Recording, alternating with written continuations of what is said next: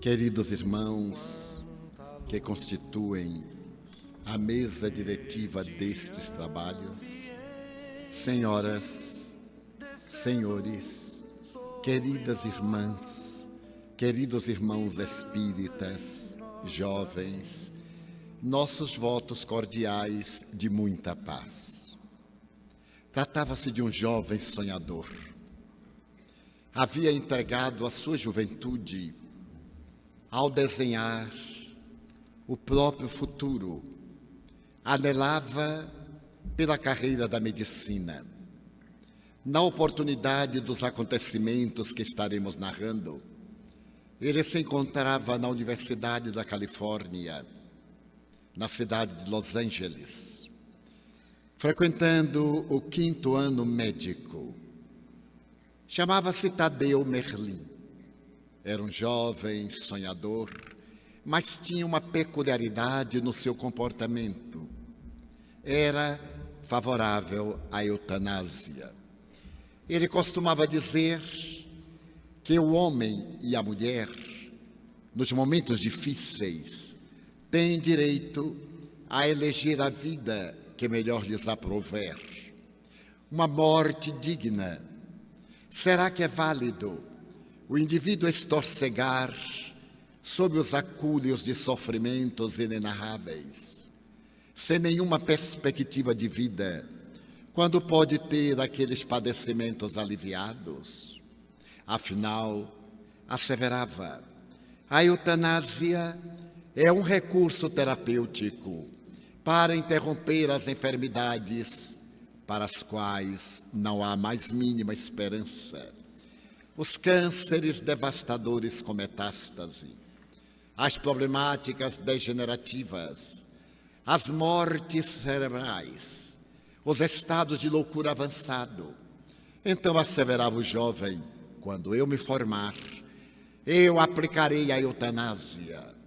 Seus mestres, seus colegas diziam que a função da medicina não é impedir a morte, é verdade, mas é tornar a vida mais apetecida, diminuir as dores. A farmacologia, com a tecnologia de ponta, diariamente, está apresentando medicamentos novos, cirurgias avançadas, e aquilo que hoje parece não ter a menor possibilidade de vida, amanhã torna-se uma realidade. Matar nunca. Diziam os venerandos mestres da universidade, ninguém tem o direito de interromper a vida. A medicina nasceu para equacionar os problemas da criatura humana na área da saúde. Mas o jovem era renitente. Quando ele passava pelas áreas daqueles doentes desesperados, ele se comprometia, quando recebesse o diploma, aplicaria a eutanásia. Oportunamente, no verão californiano, sempre sucedem tempestades características, chuvas torrenciais, transbordamento de rios. E naquela oportunidade, caiu uma tempestade sobre a cidade que exigiu estado de emergência. As ambulâncias percorriam as ruas inundadas, árvores caídas, edifícios tombados. O Hospital das Clínicas estava com pacientes desesperados pelos corredores. Os centros cirúrgicos ocupados, os médicos trabalhando sem cessar, quando, ao cair da tarde, o centro de comunicação recebeu um telefonema desesperado. A pessoa pedia que uma ambulância fosse buscar imediatamente uma senhora que estava com uma deliverance muito difícil. Desde a véspera, ela apresentava os sinais de um parto que não se consumava. E a pessoa do outro lado do fio dizia, eu sou apenas uma aparadeira. Já apliquei todos os recursos leigos e ela vai morrer. Ela e a criança. Depauperada, ela não tem como expulsar o filho. E eu temo que mais em alguns minutos ela estará morta com seu filho. Peço que, por caridade, mande buscá-la para uma cesariana.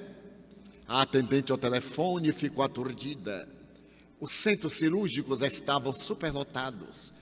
Não havia um médico. Ela olhou aqueles que estavam de plantão. Todos se encontravam em atividade. Mas no fim da lista, ela viu o nome do jovem estudante, doutorando Tadeu Merlin. Ela o chamou através do interfone e perguntou se ele estava disposto a atender aquele caso desesperado. Tadeu Merlin era um jovem, cheio de ideais. E apesar da ideia esdrúxula sobre o suicídio, sobre a eutanásia, ele disse que sim. Então a pessoa anotou o endereço e prometeu que dentro de mais 1 hora no máximo, uma ambulância estaria à porta levando socorro. Tadeu Merlin correu ao centro cirúrgico, um obstetra deu-lhe orientação muito rápida, preparou uma valise com os medicamentos que deviam ser aplicados para que ela pudesse ter aquelas contrações que expulsavam o feto, e ele partiu. O local era nos arredores de Los Angeles, a cidade dos astros de cinema, dos milionários do petróleo, a cidade rica, mas como sucede em toda parte, os arredores eram miseráveis. Tratava-se de uma região em que estavam imigrantes, pessoas que haviam entrado nos Estados Unidos e não lograram ainda a oportunidade do green card, do cartão para trabalhar. E quando ele chegou ao local, era um velho pardieiro. Começou a subir as escadas, e naquelas escadarias sujas que rangiam ao peso do seu corpo, crianças esquálidas, maltratadas, Tadeu Merlin teve um gesto de repulsa e de rancor. Como era possível ali adiante as maiores fortunas do mundo e a menos de 2 quilômetros a miséria vergonhosa? Quando ele chegou ao 3º piso, o pequeno apartamento estava com a porta aberta e sob uma cama de ferro, num colchão imundo, ele viu uma mulher semidesmaiada. Ao lado, uma senhora de idade disse: doutor, ela é culpada. Essa mulher é imigrante alemã. Já tinha 7 filhos e concebeu mais um. Então o marido disse: aborte-o. E ela negou-se. Eu não tenho condições para sustentar 10 pessoas. Se nós 9 já passamos tanta miséria, mais um filho, aborte-o. E ela disse: não, prefiro morrer, mas meu filho nascerá.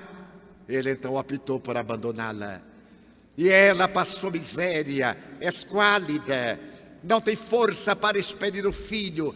Não sei o que fazer, agora o doutor tome conta, eu descerei, vou cuidar da minha família, que desde a madrugada passada eu não atendo. E a mulher saiu revoltada, bateu a porta.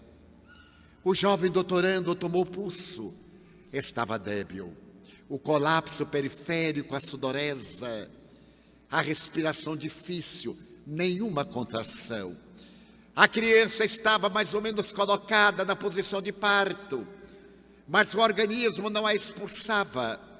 Ele aplicou-lhe uma injeção própria para auxiliar naquilo que era necessário para o parto. E a única perspectiva agora era aguardar. Aproximou-se da janela. A tarde caía e uma tranquilidade em a natureza compensava a tragédia daquele dia. Os céus estavam já coruscando com as primeiras estrelas.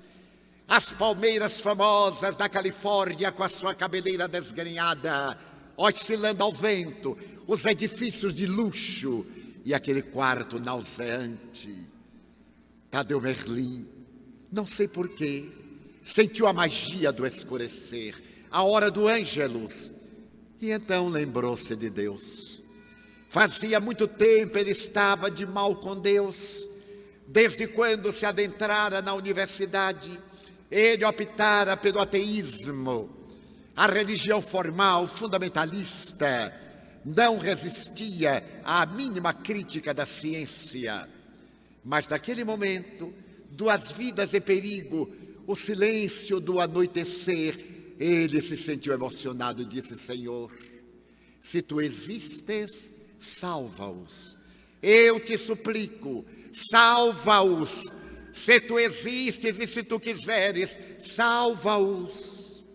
E comoveu-se. Então ele percebeu que a mulher gemia. Foi ver, ela estava tendo uma das primeiras contrações. Uma hora depois, outra contração. Mais tarde, uma outra. E à medida que a noite avançava, as contrações foram ficando mais ritmadas. E pela madrugada, ela gemeu mais forte, ele acercou-se e percebeu que estava em parto. As contrações repetiam-se e subitamente Tadeu Merlin recebeu a criança, a placenta. Mediu 3 dedos na região do umbigo, cortou o cordão umbilical, jogou a placenta num vaso que estava com jornal, fez o tratamento cirúrgico breve, limpou a criança, era do sexo masculino.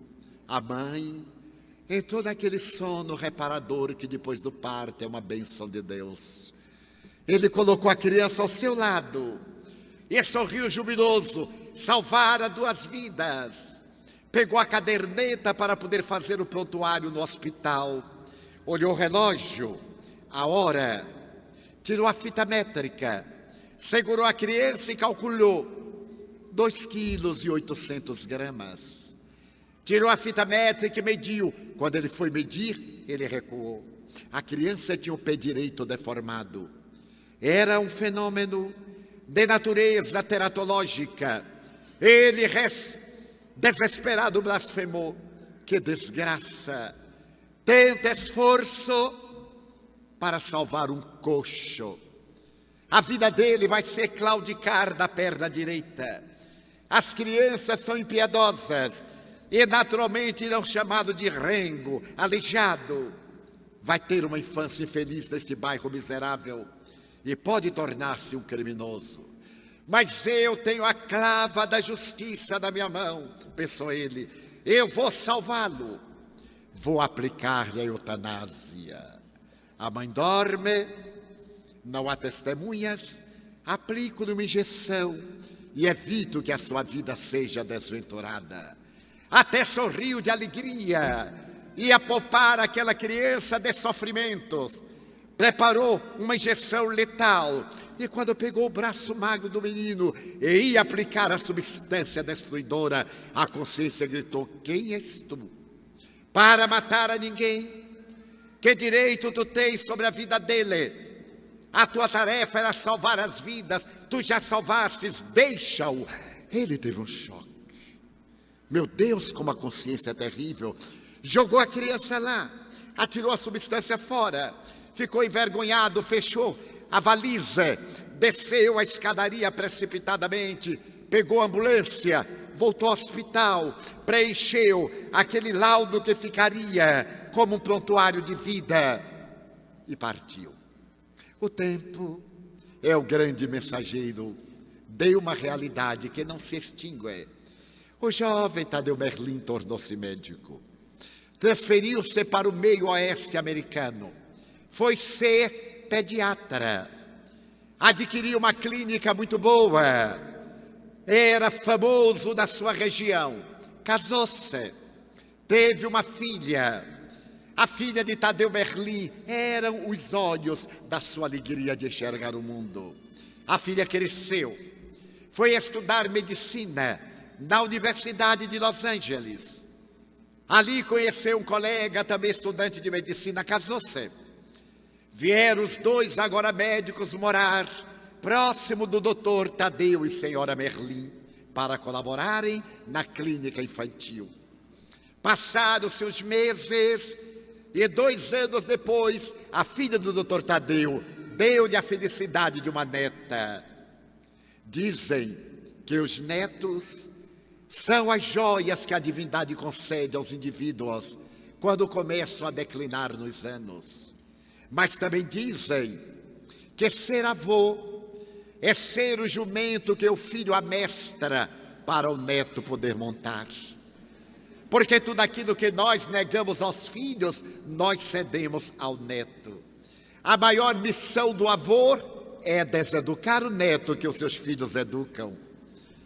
Tadeu e senhora Merlin encontraram em Bárbara, a netinha, a razão da felicidade e procuravam dar uma assistência, gerando atrito com a filha e com o genro. Vocês hoje não sabem educar.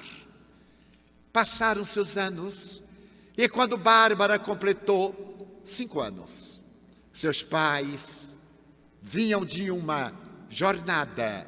A vida se havia modificado, porque a filha do Dr. Tadeu preferiu fazer doutorado em medicina e transferiu-se para Los Angeles com o marido. O Dr. Tadeu também, ele não podia viver fora da netinha. Construiu uma mansão para ele, a mulher, e outra mansão para a filha, a neta e o genro. Foi exatamente numa noite terrível de chuvas torrenciais no verão que a cidade foi alagada. E pela madrugada, o telefone tocou na casa do Dr. Tadeu Merlin. Ele foi atender e uma voz dizia: não temos certeza, mas nós recolhemos de um automóvel que derrapou e incendiou-se 2 cadáveres que foram incinerados. Encontremos o nome do Senhor. Os cadáveres estão no necrotério. O senhor poderia vir? Tadeu Merlin jogou o telefone, pegou o automóvel, foi em disparada. Ele conheceu o necrotério daquele hospital. Quantas vezes estivera ali, realizando necrópsias. Amanhecia, quando ele chegou, adentrou-se, e o colega lhe disse: não temos certeza, mas encontramos um livro com seu nome, o endereço e o telefone. Ele chegou à mesa de reconhecimento. Quando levantou o lençol, era sua filha. Do outro lado, o seu marido. Estavam quase irreconhecíveis. Parece que o veículo perdeu a direção numa derrapagem e chocou-se contra a muralha. Uma faísca explodiu o tanque de gasolina e incendiou-se o automóvel.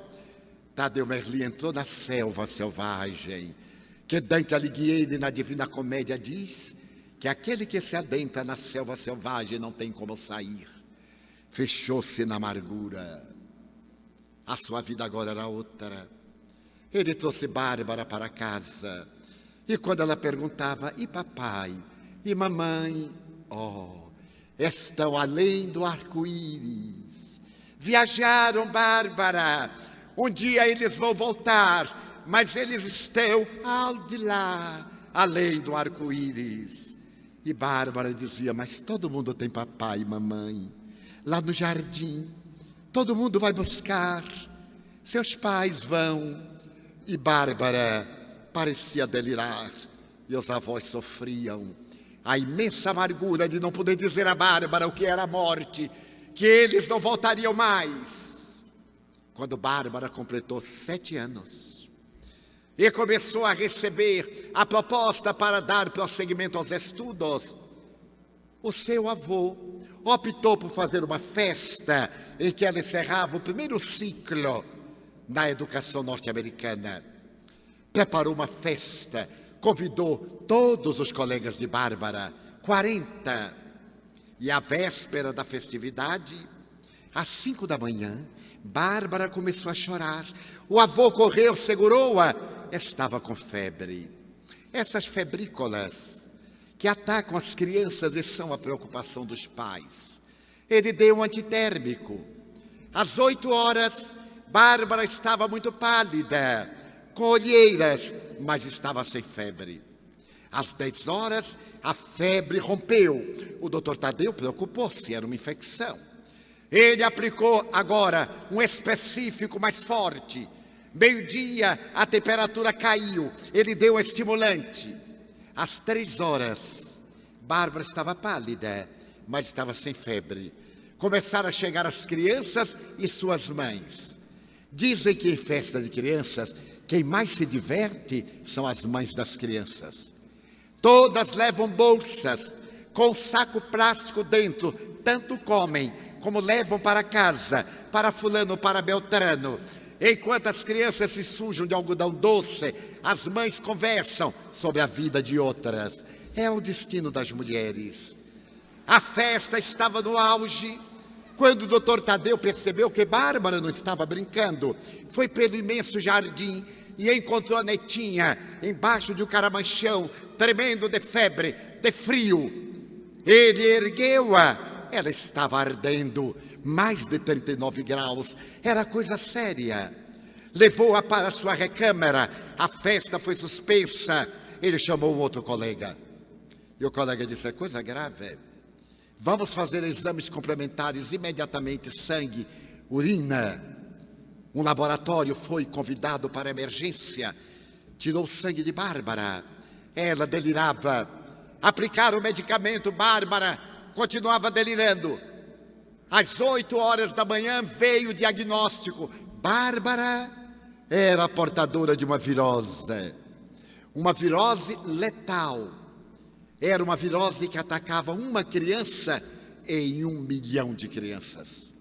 Não havia cura, porque aquele vírus era tão terrível que não dava campo para poder fazer a pesquisa. Matava porque se alojava nas articulações, nos músculos, ia paralisando a criança, até a criança não poder mais respirar e morria asfixiada de uma maneira terrível. Quando veio o resultado, o colega disse: se fosse minha neta, eu aplicava a eutanásia, para não vê-la sofrer. O doutor Tadeu disse: de forma nenhuma, matar a minha neta, mas o sofrimento dela será insuportável. Mas eu tenho que lutar, eu sou um homem rico, recomende-me outro médico. O colega disse: bem, está agora na moda as clínicas Mayo. E ele viajou para as clínicas mais famosas do mundo na década de 40. Quando lá chegou, o próprio Dr. Mayo examinou toda a história e disse: não tem cura. Infelizmente, nós nunca conseguimos um anticorpo, uma vacina, porque a doença é tão rara e mata com tanta rapidez que não temos tempo. Leve sua filha para casa, sua neta. Se fosse minha neta, eu aplicaria a eutanásia para não haver sofrer. Mas eu aplicar a eutanásia na minha neta? Não, eu me recuso, eu irei lutar. Mande-me a um outro médico. Mas não tem outro médico. Minta-me, mande-me a alguém. Eu tenho que continuar até ela morrer dos meus braços. O Dr. Mayo sugeriu um especialista na Alemanha. Naquele tempo as viagens aéreas eram muito difíceis, especialmente entre as Américas e a Europa.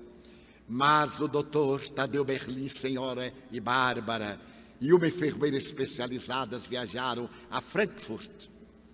E foram a um jovem médico que estudava vírus. Mas quando ele viu o estado de Bárbara, ele disse: não há mais tempo. Ela já está começando a morrer. Haviam-se passado 5 dias. Ela era um cadáver. Deus se alimentava. As articulações já estavam inflamadas. As marcas sobre os olhos. A respiração entrecortada. Já estava tomando analgésico. Então o médico disse: este vírus é um monstro. Leve-a para morrer em casa. Eu me recuso. Então aplique a eutanásia. Eu me recuso. É minha neta. Eu não matarei a minha neta.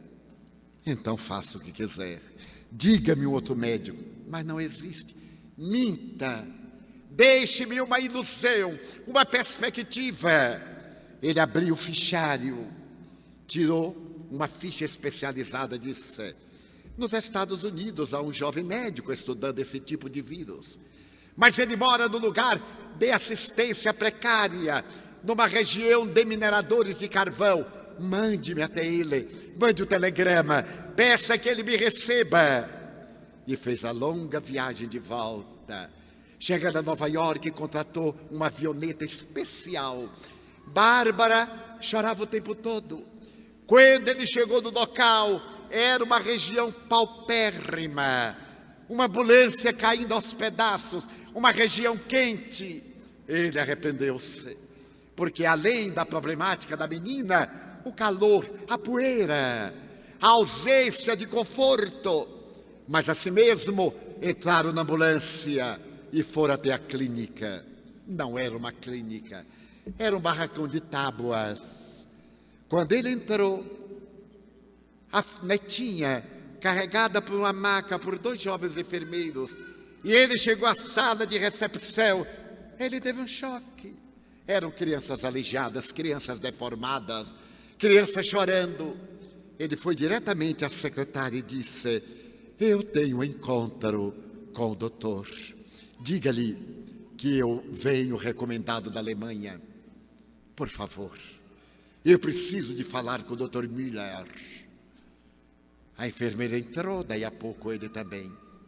O doutor Müller era um jovem de aproximadamente 30 anos, 32 anos. Estava no seu birô, mandou que colocasse Bárbara sobre uma mesa com rodas. E o doutor Tadeu disse: por misericórdia, cuide da minha neta. Deu-lhe o prontuário, aqui está. O jovem médico disse: eu não quero ver a opinião de ninguém. Eu mesmo irei examinar. Eu farei o meu diagnóstico. Não gosto de me deixar impressionar pelo que os outros disseram. Então ele mandou que trouxesse Bárbara até ele. Bárbara choramingava. Ele então olhou para ela sorrindo e disse: Bárbara, eu vou fazer um exame e vai doer. E apertou, ela gemeu. Ele disse: mas você vai jogar futebol outra vez. Apertava, ela gemia: Bárbara, você vai montar em bicicleta, vai nadar, tal. Depois ele disse: não há dúvida, ela é portadora de uma virose incurável. Agora eu vou olhar a opinião dos colegas. Era o que todos diziam. Mas, há 10 anos, desde quando eu estava na faculdade, eu persigo esse vírus, mas só encontrava em cobaias animais, em coelhos e em ratos. Nunca tive experiência humana, porque é um vírus tão especial. Eu estou fazendo uma vacina, mas ainda não tentei em nenhuma criança.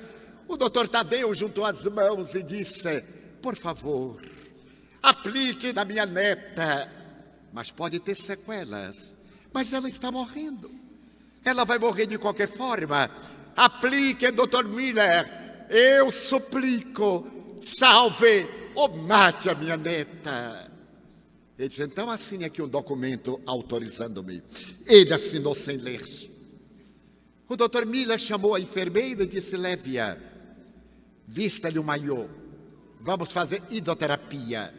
Primeiro banhos em águas quentes e frias, alternadamente para dar choque térmico. Depois de 15 minutos, chame-me. E ficou olhando o prontuário.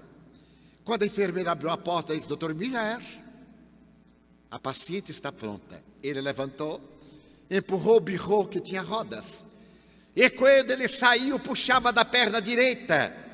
Tinha uma bota ortopédica. Ele foi claudicando. O doutor Tadeu olhou. E ele também disse: está olhando para minha perna curta? Aqui eu sou chamado doutor Manco. Porque todo mundo aqui é aleijado. São aleijados os pacientes, os enfermeiros, o médico. Aqui ninguém ri de ninguém, porque todo mundo tem problema. Ele então perguntou: mas foi algum acidente? Ele disse: não, é congênito. A minha história é curiosa. Imagine o colega que eu sou o 8º filho de um casal alemão que morava nos arredores de Los Angeles. Papai não quis que minha mãe me tivesse. Pediu-lhe que abortasse e ela se recusou. Preferia morrer a matar o seu filho. Por isso mesmo ele abandonou-a com 7 filhos. E ela manteve uma gestação difícil. Quando eu estava para nascer, foi a maior dificuldade. Então alguém telefonou ao hospital e mandaram um médico extraordinário. O médico salvou mamãe e salvou-me a mim. Quando ela voltou ao normal e soube, ela foi ao Hospital das Clínicas para saber quem era o médico. Quando ela chegou lá, a enfermeira disse: senhora, eu não posso dar o nome do médico. É uma questão ética. Não temos o direito de violentar. Mas mamãe lhe disse: minha amiga, Eu queria dar ao meu filho o nome do médico que lhe salvou a vida. Mas eu não posso, minha senhora. É segredo. Então mamãe se irritou e disse: qual é a mulher que guarda segredo? Ainda mais para outra mulher. Ela então foi ao prontuário, pegou, colocou no balcão e disse: eu vou beber água, o que a senhora fizer, eu não tenho nada com isso.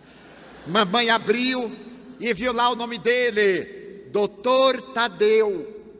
Então ela colocou meu nome, Tadeu Johann Müller. Mas é um nome tão importante que eu tenho vergonha.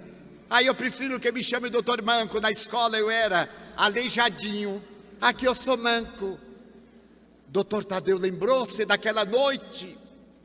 Lembrou-se daquela criança que ele ia matar, porque ia ser aleijada.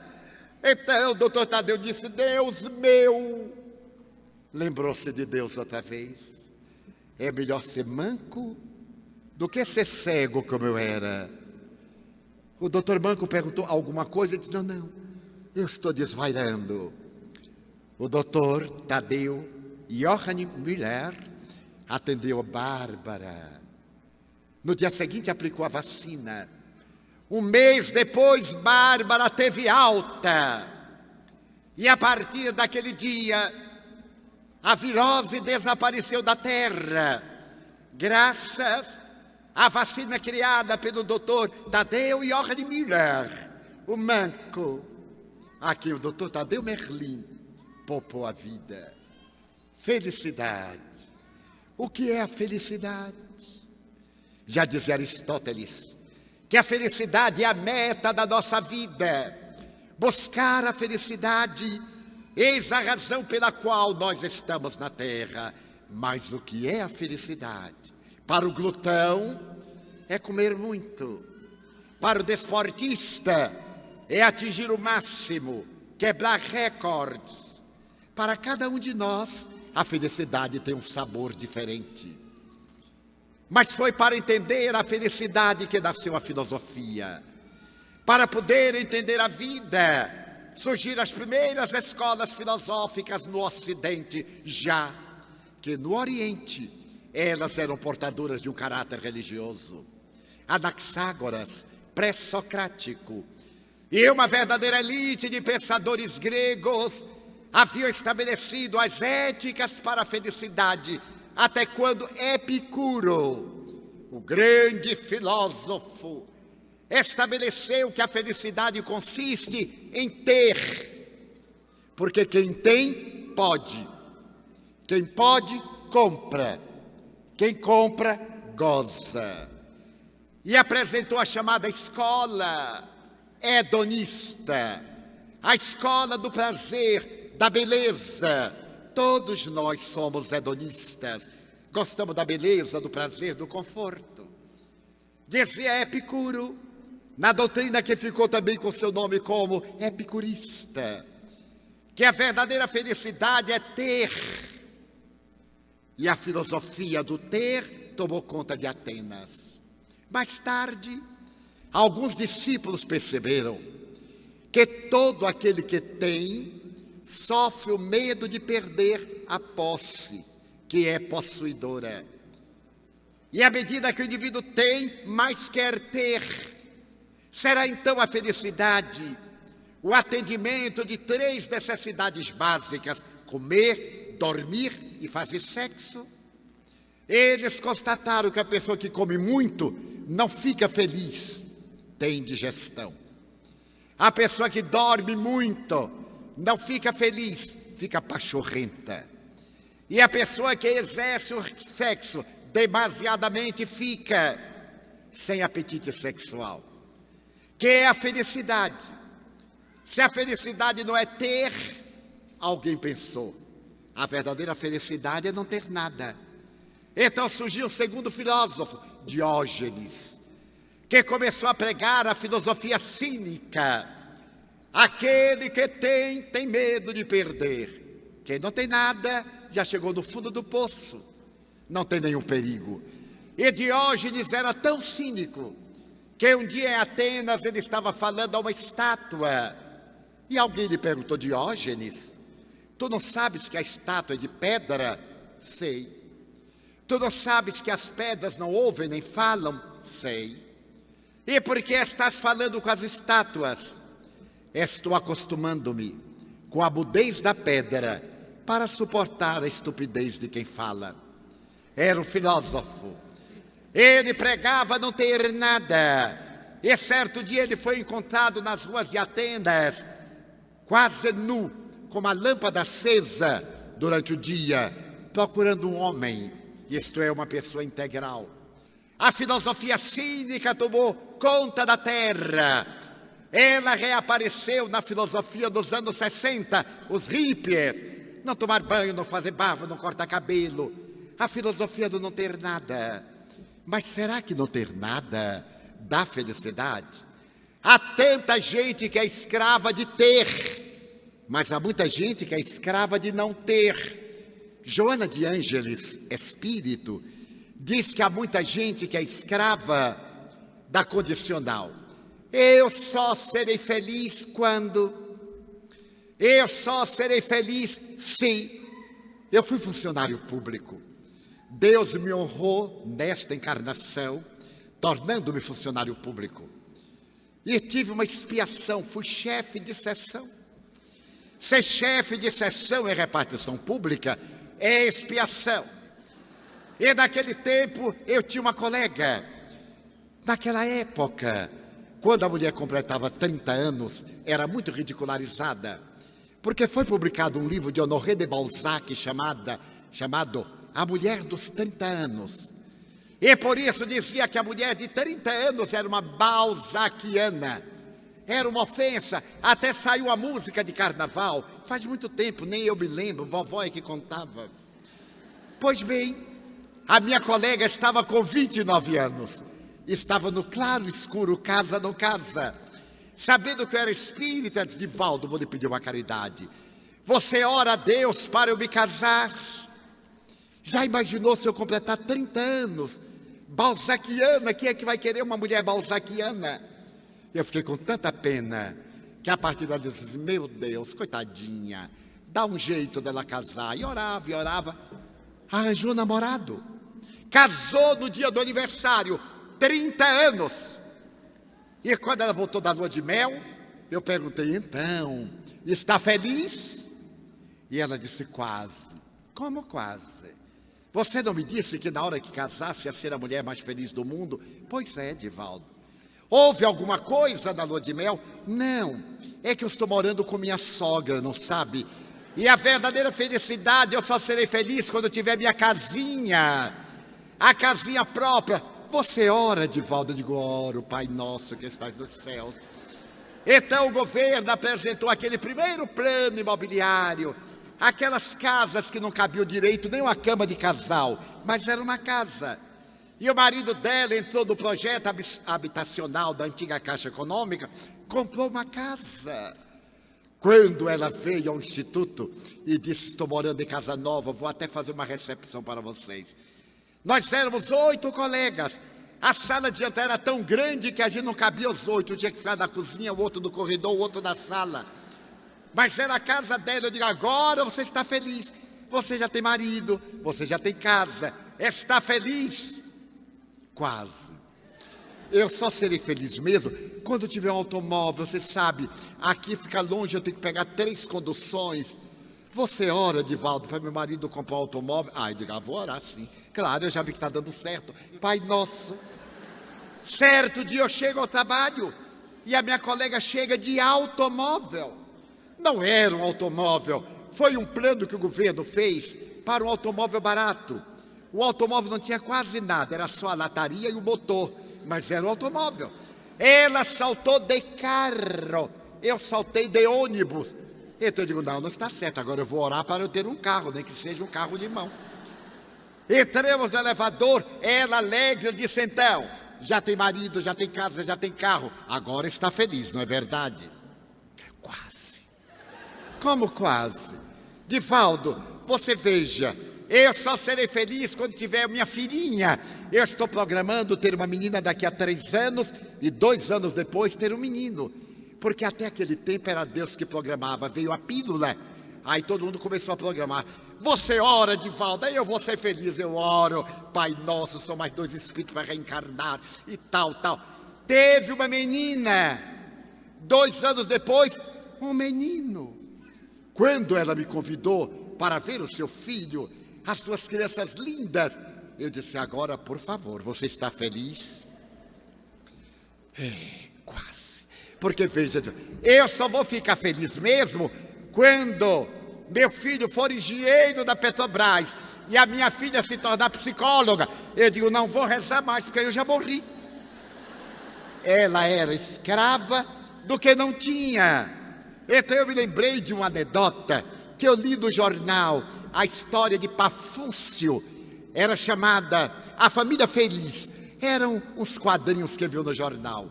Marocas era o tipo da mulher ideal e Pafúcio era o tipo do marido especial. Certo dia, Marocas passou numa loja e viu um vaso de cristal. E mulher adora coisa cara. Cristal, joias, essas bobagens. E ela era muito técnica. Ela começou a trabalhar a cabeça do marido, porque a mulher verdadeira não pede, ela insinua. Então o marido comprou o jarro e chegou em casa e disse: meu bem, olha o presente que eu lhe trouxe. Ela fez: meu Deus, ele adivinha meus pensamentos. Mas a felicidade de uma mulher é provocar inveja noutra mulher. Ela botou uma toalha na mesa, colocou o jarro, uma dúzia de flores, chamou a vizinha. Dona Margarida, venha ver o presente do meu marido. Dona Margarida veio e disse: meu Deus, que jarro de cristal lapidado. E aí Marocas ficou feliz porque a vizinha estava com inveja. Mas a felicidade da vizinha era provocar Marocas e disse: lindo, só que a toalha não é lá grande coisa, não é? Para um jarro desse, ela disse: eu sei, eu botei por botar. Quando a vizinha saiu, ela tirou o jarro e começou a trabalhar na cabeça do marido. Daí a um mês ele trouxe uma toalha da Ilha da Madeira, uma toalha de labirinto, ponto de crivo, em linho belga. Ela botou a toalha, botou o jarro, botou uma dúzia de cravos. Dona Margarida, venha ver que marido esse, olha a toalha que ele acaba de me dar. Dona Margarida disse: agora sim, o jarro está digno da toalha, mas os móveis, minha filha, são muito velhos. Ela disse: até nós já íamos mudar. E trabalhou Pafúcio. Por causa do jarro, Pafúcio teve que erguer mais um andar na casa, porque o jarro exigia toalha, que exigia mesa, que exigia jogo de cama. Então é a felicidade daquilo que não se tem. Será que a felicidade é não ter nada? É ser escravo do que gostaria de ter? Surgiu o 3º filósofo. Este filósofo, Zenão, da cidade de Cício, dizia que nós somos infelizes porque temos medo. Temos medo da doença, medo da solidão, medo de perder o emprego, medo de um crime, medo da morte. A verdadeira felicidade é uma atitude estoica, não ter medo. E então ele pregou o estoicismo, que é uma doutrina de uma beleza incomparável, em que a pessoa aprende a lutar contra a dor, a ter resistência. Os estoicos tomaram conta da terra. Conta-se que um grande estoico, na corte de Nero, fez um legado notável à humanidade. Então o estoicismo desenvolveu-se até o momento que os estoicos notaram que aquele que se prepara para resistir às dores físicas nem sempre aguenta as dores morais.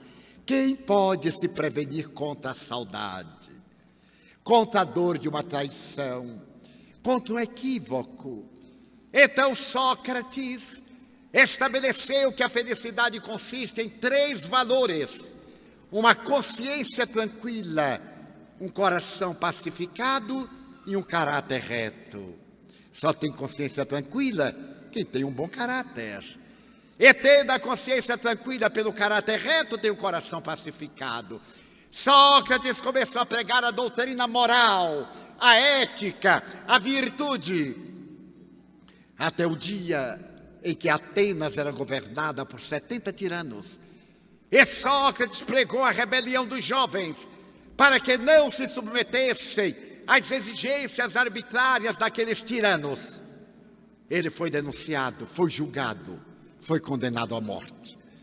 Platão conta em uma bela página dos diálogos socráticos que no momento em que o juiz disse: eu te condeno à morte, Sócrates sorriu e disse: Senhor, que bobagem. Todos nós, quando nascemos, já nascemos condenados à morte. Todos vamos morrer. Mas eu te condeno a morrer numa data que eu vou afixar. Oh, meritíssimo. Só se morre quando os deuses permitem que se dê a morte. E então, ele foi mandado para o cárcere. Estava ele na cadeia, quando Criton, discípulo dele, conseguiu falar com o mestre e disse: mestre, eu venho trazer-te a liberdade. E Sócrates perguntou: liberdade? Por que, Criton? Porque tu estás encarcerado. Criton, eu sou livre, porque eu sei pensar. Até onde vai o meu pensamento, aí vou eu, Criton. Mestre, essas paredes são de óleo de baleia, de cal, pedras, ferros. Criton, encarcerado está aquele que tem vícios. Aonde ele vai, o vício encarcera-o. Mas eu, à medida que penso, eu viajo. Eu não fugirei. Como é que eu iria fugir? Mestre, nós subornamos o guarda. Já naquele tempo havia suborno, imagine hoje. Ele diz: mas com que subornaste o guarda? Nós reunimos joias de família, e ele deixará a porta da cela aberta, pois te enganaste. Sócrates não fugirá. Diz aos meus discípulos que eu não fugirei. Como é que eu poderei concordar com suborno para pregar a verdade, a dignidade, a honradez? Eu não fugirei. Então o jovem disse: mestre, eles vão matar-te amanhã. A mim? Sócrates é imortal. Diz aos meus discípulos que eu viverei. No dia seguinte, no pátio da prisão, Sócrates sentou-se num banco de mármore. Ali estavam as testemunhas, entre elas o jovem discípulo. O soldado veio com uma taça de alabastro e o veneno de cicuta que mataria 10 cavalos. E quando ele deu a taça de alabastro a Sócrates, o jovem soldado se comoveu e disse-lhe: mestre, olha, ainda tens 1 hora. E Sócrates respondeu: 1 hora é tão pouco para quem tem a eternidade. E bebeu a cicuta. Quando o veneno começou a atuar, Criton correu, salvou-se dos guardas, agarrou as pernas do mestre e gritou: mestre, aonde te sepultaremos? Aonde? Sócrates fez um esforço, olhou para o discípulo e disse: Criton, o corpo joga fora em qualquer lugar. Sócrates não está dentro dele. E não te esqueças de pagar um galo que eu devo a Asclépios. Asclépios era o deus da medicina. E naquela época ofereciam-se holocausto a animais. Ele devia um galo ao deus Asclépios. E queria sair da terra não devendo nada. Passaram-se 2.350 anos, mais ou menos, desse diálogo. E Sócrates aqui está em nossa palavra: felicidade. A felicidade é o resultado das ações corretas, que dão uma consciência de paz e que pacificam o coração. Jesus disse: o meu reino não é deste mundo, mas o seu reino começa neste mundo, através dos nossos atos corretos. No Eclesiastes, na Bíblia, está escrito que a felicidade não é deste mundo, mas ela começa neste mundo. E a doutrina espírita, confirmando a tese socrática de que a morte não é o fim da vida, abre-nos um painel de beleza, que é a imortalidade. Somos viajores do carro doméstico. materializado da carne, para intelectualizarmos a matéria e desenvolvermos o Cristo interno, o Deus interior, a divina lei que está em nossa consciência. A verdadeira felicidade consiste em dar, não em reter. A verdadeira felicidade consiste em amar, não em ser amado. Toda pessoa que deseja ser amada é criança psicológica. Toda pessoa que ama é adulta espiritual. Vejamos Jesus: eu vim para que tenhais vida, e vida em abundância. João Batista: é necessário que eu diminua para que ele cresça. Então a felicidade, diz o poeta brasileiro Vicente de Carvalho, é um pomo que pomos aonde não estamos e que sempre estamos aonde não a pomos.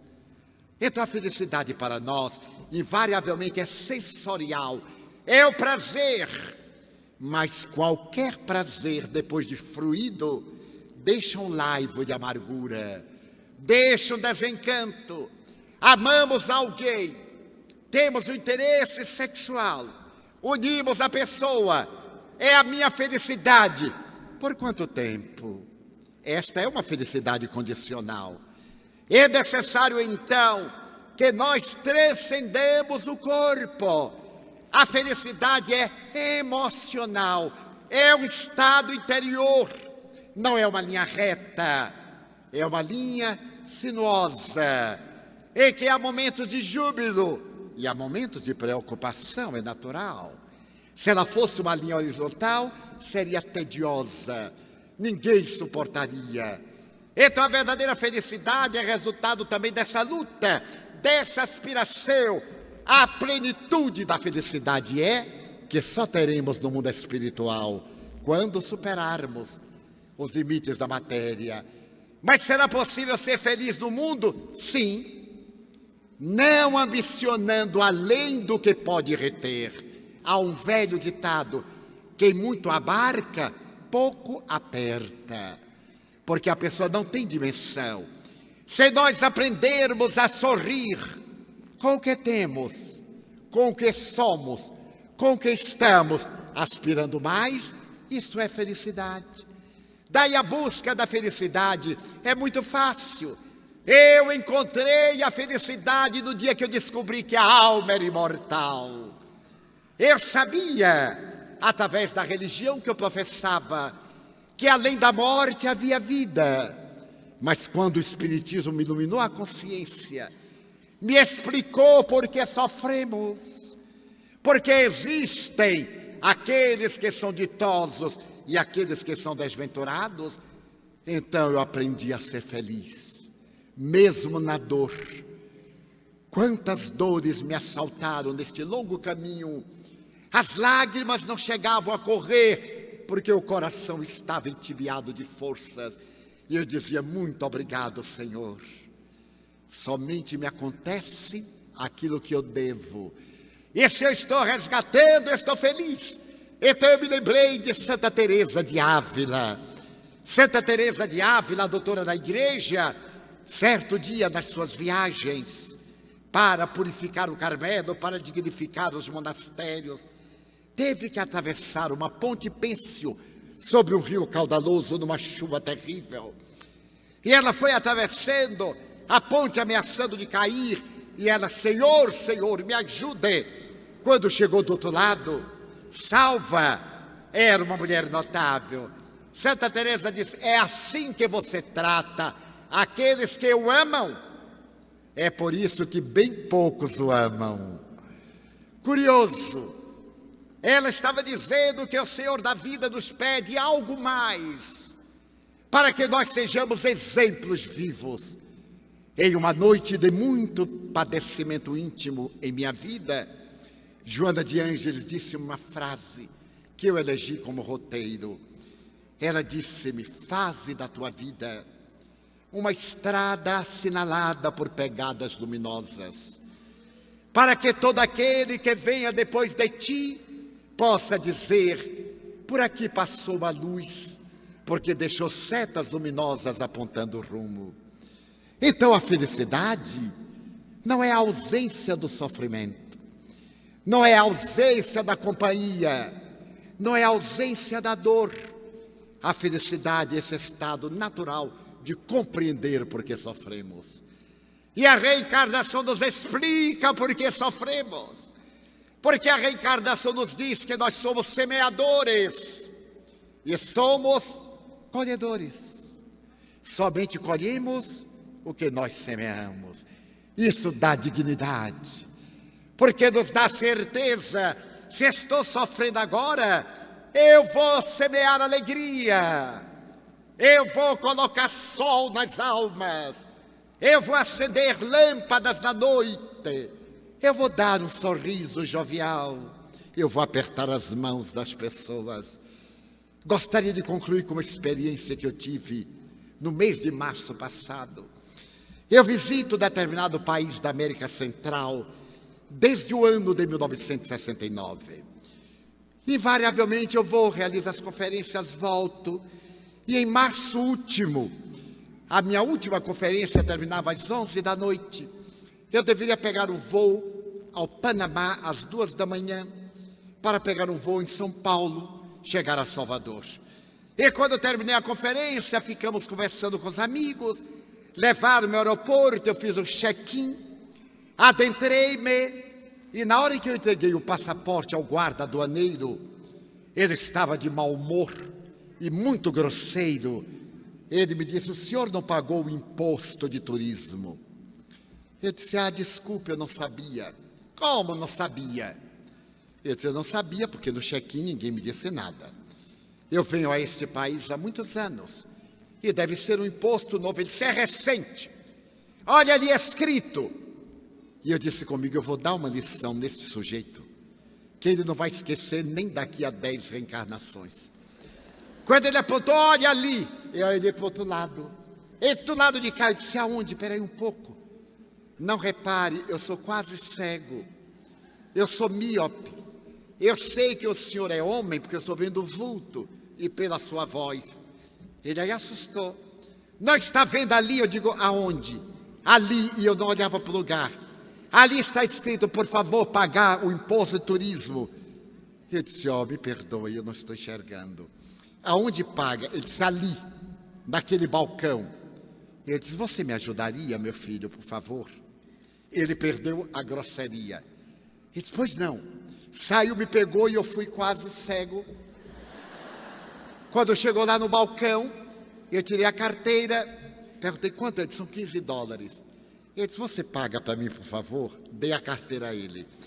Mas apesar de ser quase cego, eu fiquei olhando minha carteira.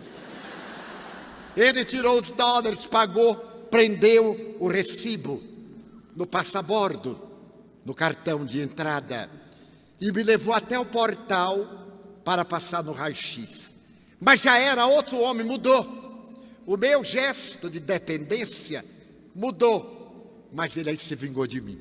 Porque quando eu ia pisando, ele disse: um momentinho, gritou para o colega: fulano, pegue aí o velhinho que ele é quase cego. Eu preferia pagar outro imposto, mas não isto.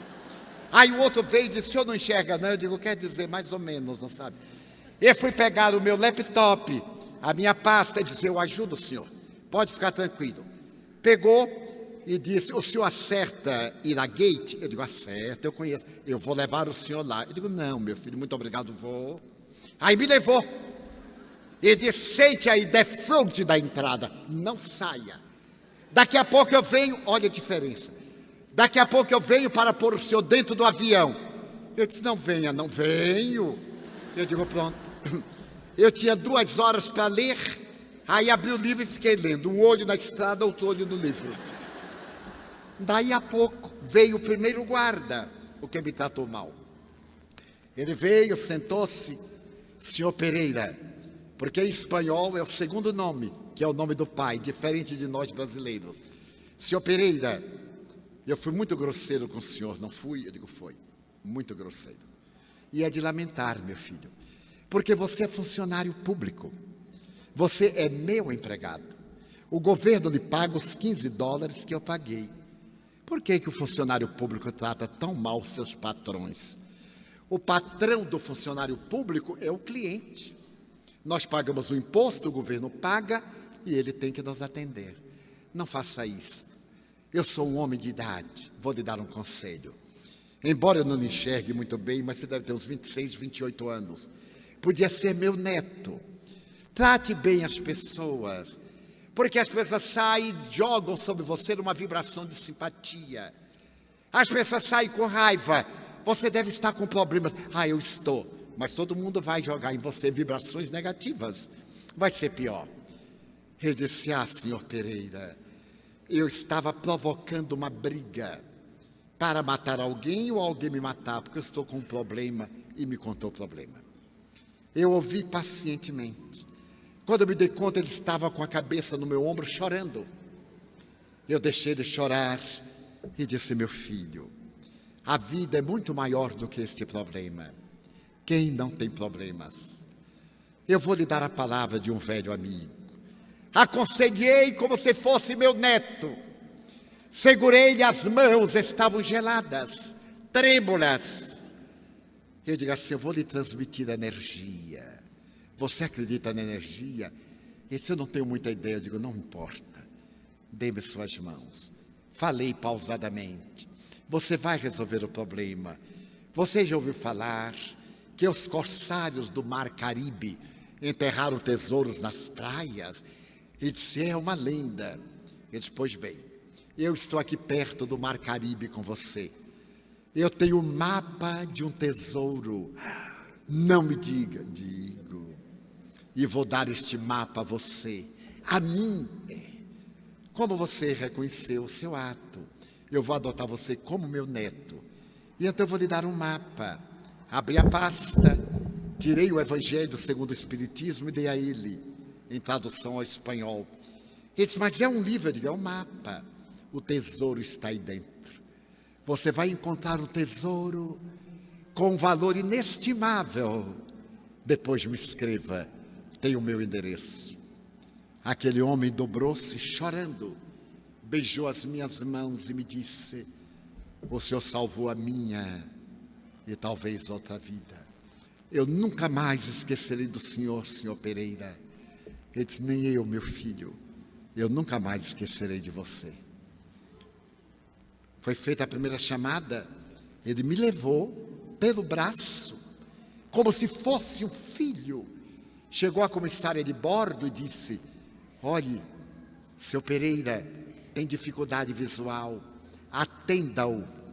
Eu tive que viajar mais 2 horas cego para poder honrar o compromisso.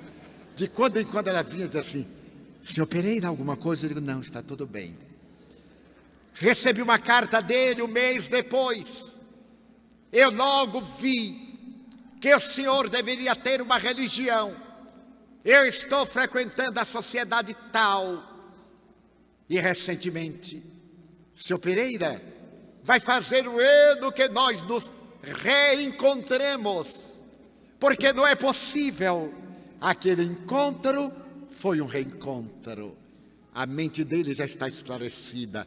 A reencarnação. Custa tão pouco fazer o bem. Se alguém nos trata mal, sorriamos. Não aceitemos o mal de ninguém. Não deixemos ninguém tirar a nossa alegria.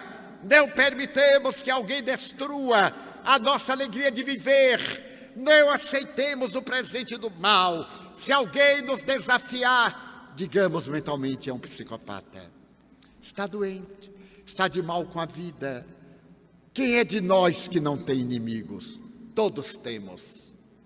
Importante é não ser inimigo de ninguém. Eu não sou inimigo de ninguém. Mas é provável que eu tenha muitos inimigos. Mas o problema é deles, não é meu.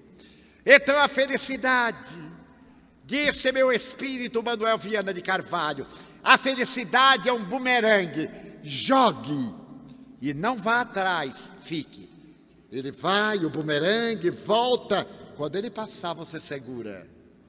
Faça o bem, ame. Se alguém não gosta de você, ele passa mal. Mas quando você não gosta de alguém, você passa mal. Se alguém lhe odeia, pior para ele. Mas quando você odeia, pior para você. O Espiritismo veio à Terra para que tenhamos vida e vida em abundância.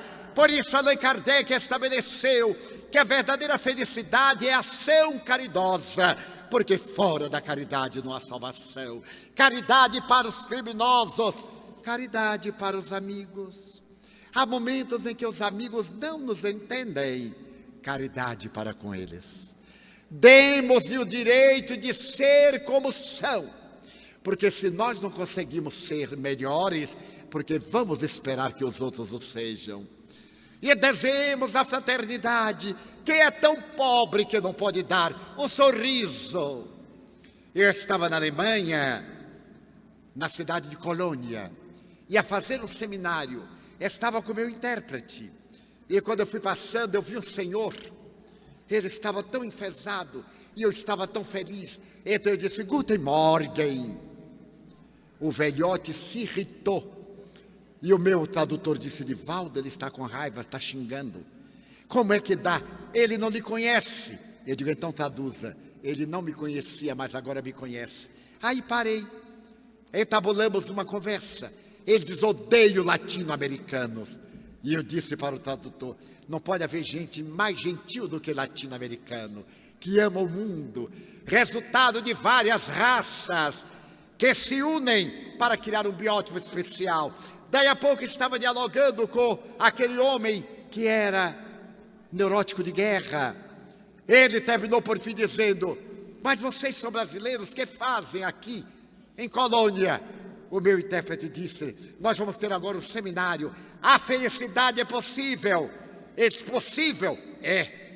Eu não acredito. Então venha ao seminário. Aí o homem foi ao seminário, participou do seminário, tornou-se espírita, está participando das atividades em nosso centro espírita, em Colônia, que é tão pobre que não pode dar um aperto de mão, dizer um muito obrigado, com licença. Não deixemos que o mal dos maus nos faça mal. Sejamos nós aqueles que acendem uma lâmpada na escuridão. A felicidade é possível. A doutrina espírita nos oferta. Se tivermos a atitude de nos conformarmos com o que temos, ambicionarmos crescer intelectual, moral, culturalmente, socialmente, são aspirações justas. E se não tivermos nada, digamos que felicidade estar vivos na carne. Porque o amanhã é sempre uma oportunidade nova. Então vamos meditar. Nós temos tanta razão para ser felizes. Margarida Lopes de Almeida, a grande declamadora e poetisa, irmã de Guilherme Lopes de Almeida, o poeta paulista, ela dizia, eu tenho tanto para agradecer, que não tenho nada para pedir.